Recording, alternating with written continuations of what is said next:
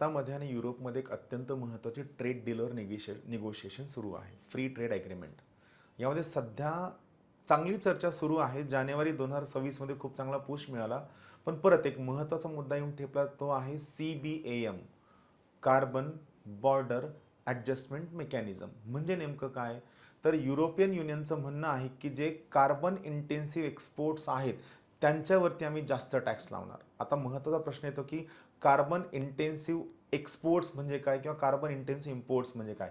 तर technically European union जे सगळ्या गोष्टी युरोपियन युनियनमध्ये आयात करतं भारताकडनं, ज्यासाठी खूप मोठ्या प्रमाणात कार्बनचं इमिशन होतं. फॉर एक्झाम्पल स्टीलचं प्रोडक्शन असेल, सिमेंटचं प्रोडक्शन असेल किंवा इतर कोणत्याही गोष्टी ज्यामध्ये खूप मोठ्या प्रमाणात कार्बनचं इमिशन होतं, या गोष्टी जर युरोपमध्ये इम्पोर्ट करण्याचा प्रयत्न केला गेला तर त्यावरती क्लायमेटसाठी आम्ही नक्की टॅक्स आकारू, असं युरोपियन युनियनचं म्हणणं आहे.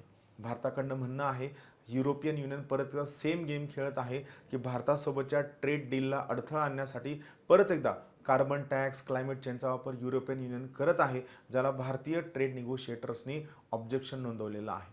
थँक्यू.